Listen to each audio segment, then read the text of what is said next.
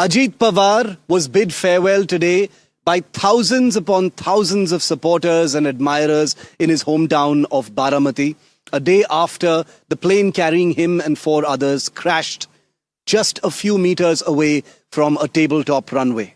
The investigation continues, but footage of the final moments of that aircraft have perplexed and troubled experts in India and across the world as to what may have caused the aircraft to move in such an unexpected manner just before it hit the ground. First, listen in to what the Civil Aviation Minister has said. The investigation has started, like we have already released a press statement where the teams from AIB and DGCA have already arrived at the site yesterday.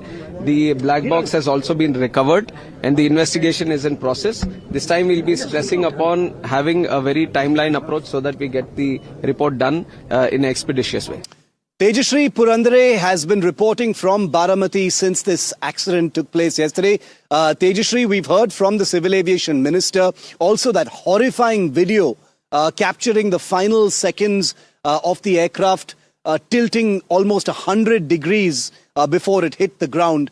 What are you being able to pick up from the ground? The investigation is on. It's been, a day since the accident. Anything you're hearing, anything you can share, Tejashree?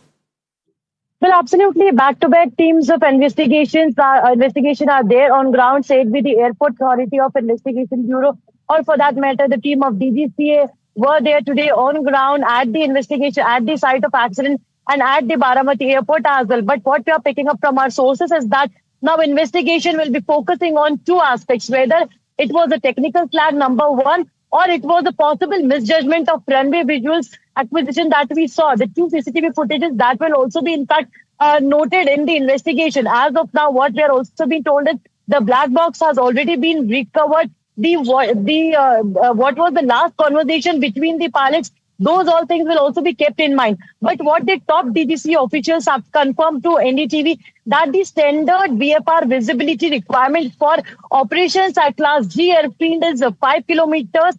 And as per one of the senior DGC officials who confirmed us that at the time of departure, the visibility was reported to be between 3 kilometers to 5 kilometers. So this is these are the prima facie, revelations that we are getting to right now, because Baramati airfield is what we learned is Class G airfield, and it is an uncontrolled aerodrome. That means that there is no full-time ATC service, and pilots are responsible for maintaining temperature and situational awareness at that point of time.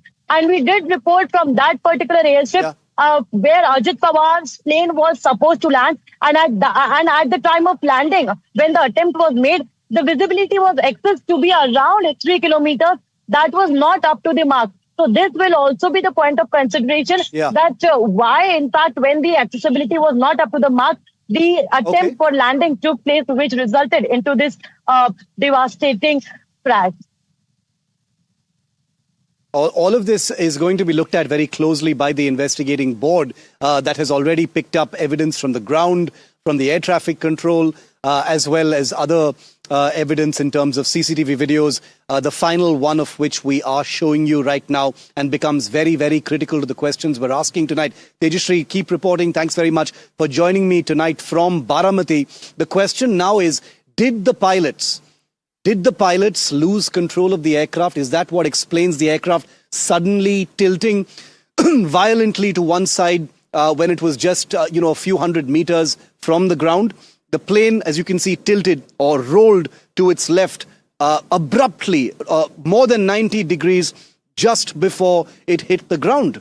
It was a sharp descent that actually brought the aircraft into the ground. CCTV footage shows the wings tilted at a very, very steep angle. It almost went into a wing over position. We don't know if that actually happened. That will also be a matter of investigation. The plane rapidly lost altitude after that abrupt turn.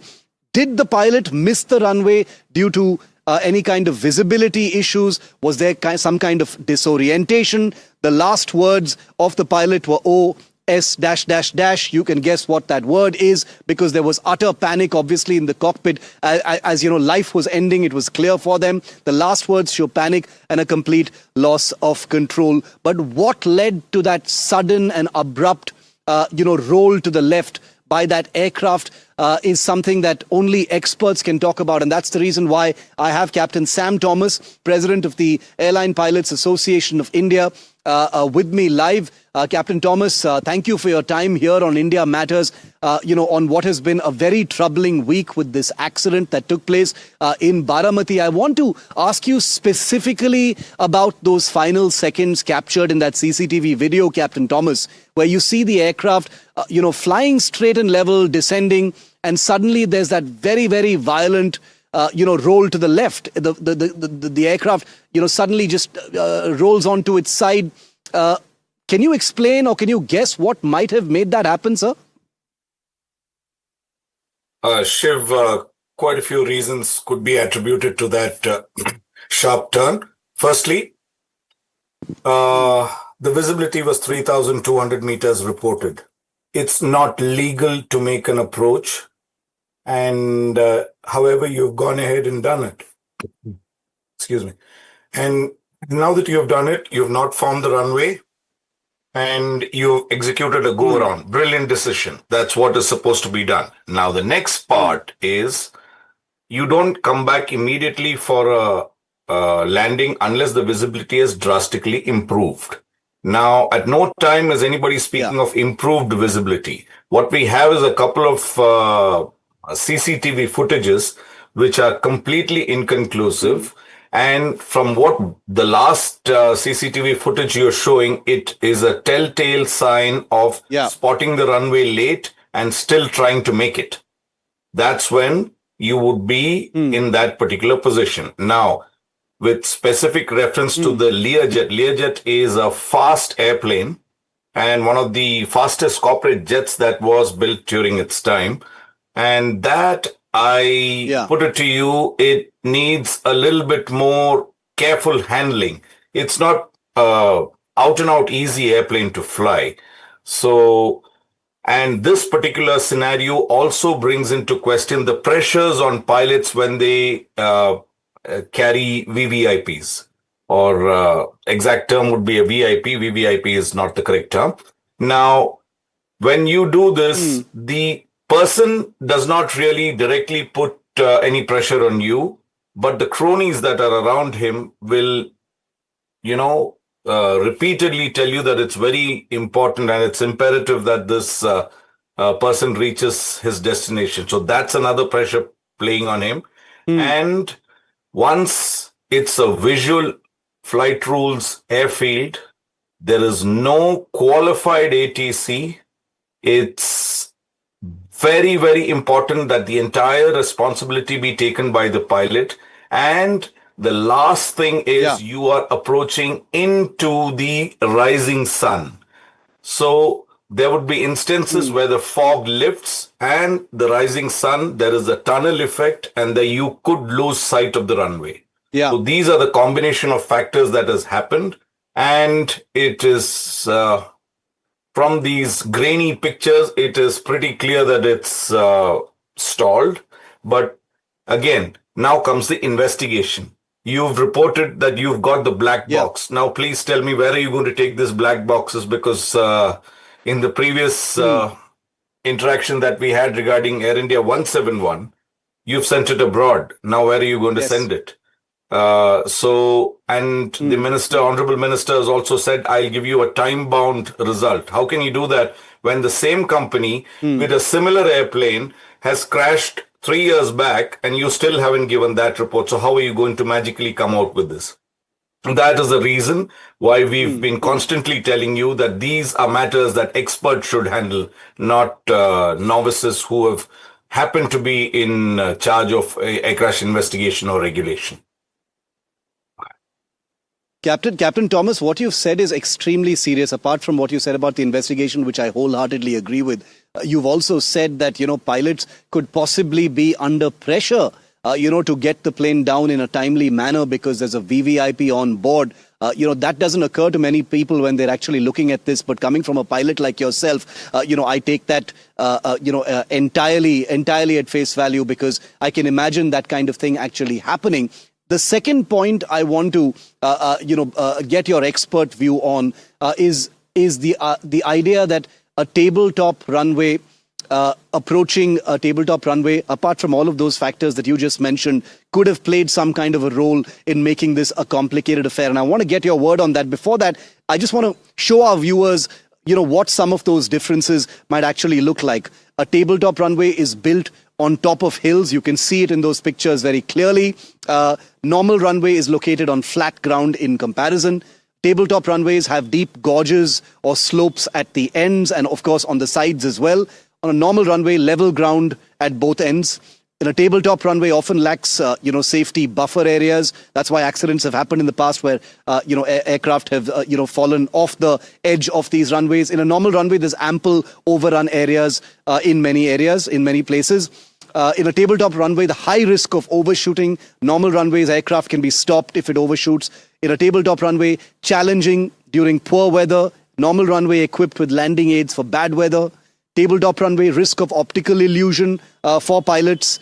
On a normal runway, there is much less of this precise kind of risk. In a tabletop runway, the runway may appear closer or further. Normal runway, pilot sees the runway as it is for most part. Tabletop runways have a high risk of catastrophic incidents as they have happened in the past. In a normal runway, comparatively speaking specifically, there's a lower risk of major tragedies of this kind. Captain Thomas, the fact that this was a tabletop runway, could that have been a factor that sort of amplified many of the things that you've just mentioned, sir? Firstly, very well done. Very well done on describing the runway and the ensuing illusions. You have optical illusions on upslope runways, downslope runways, tabletop runways, and yes, a tabletop runway is slightly more challenging than a normal runway. Here in Baramati, I have operated in Baramati, and it's not an out-and-out tabletop runway. It meets the definition of a tabletop, but it's nothing close to Mangalore or anything like that. Now, having said that, yes, the optical illusion is taught to pilots at their very, very formative stages. And this, over time, gets honed when you keep operating to tabletop runways. I've been an instructor training people to land on tabletop runways. So we see telltale signs for what students would make, and we correct them timely. And with repeated practice, they are proficient enough, or when we feel that they are proficient enough to operate, we allow independent operations for them. Now, when you add a combination of stuff like the fog, the rising sun, a tabletop runway, these three become a point where you need your 100% concentration. Now, when you add the element of pressure, sometimes things don't go exactly as you've been trained or as you've been expecting. So these are the factors that could have led to this, and your coverage of the optical illusions, I once again put it to you, it's brilliantly done. Thank you very much for that. Our team at NDTV takes these things very, very seriously, and it means a lot to us, Captain Thomas, that you've acknowledged that, because we believe that we need to see this story to the end. You mentioned the Air India 171 investigation. That's something where the story is far from over, and we continue to ask those questions as well. But you've given us something to think about in this case. And only a pilot, someone like you, who's not only flown extensively, but like you said just now, you've landed in Baramati, you know what these things are firsthand. I'm sure you've faced, situations in the air as well. When you say it, the public at large takes these things very, very seriously. And I thank you for sharing those insights with us tonight here on India Matters. Thank you very much, Captain Sam Thomas. And Ajit Pawar was bid farewell today in his hometown of Baramati as the investigation into that plane crash continues. As I just said, a huge, an enormous number of supporters expectedly arrived to pay their last respects and say farewell to Ajit Dada.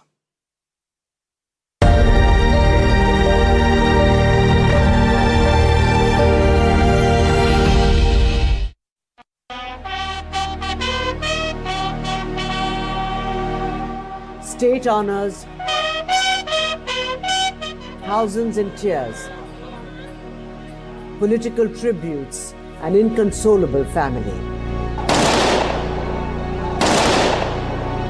United in its moment of loss, Supriya Sule holding hands with Ajit Pawar's wife Sunitra as she bowed before the body of her husband one last time. Sons Parth and Jay lit the funeral pyre with grief in their hearts and tears rolling down their eyes.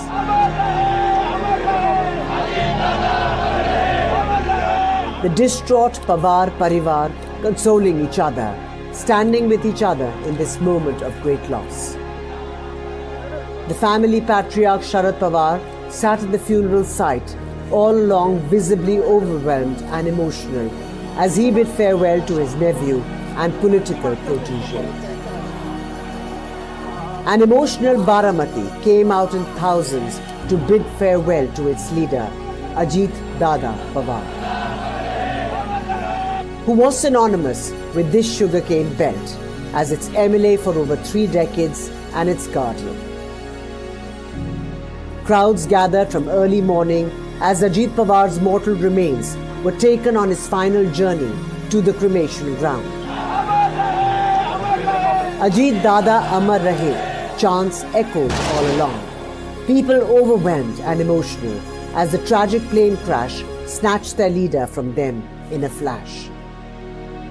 Baramati, which remained Ajit Pawar's Karambhumi and his home throughout his political career, now also his final resting place.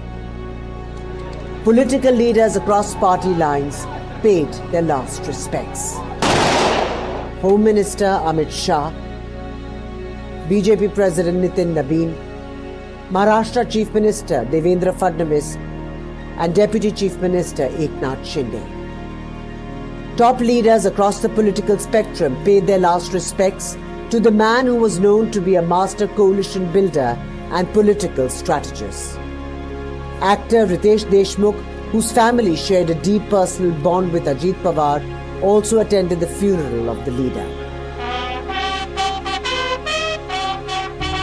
The body draped in tricolour, salutary bugles, gun salute, and above all, thousands in mourning. Ajit Pawar got the send-off deserving of a people's leader. An NDTV Bureau Report.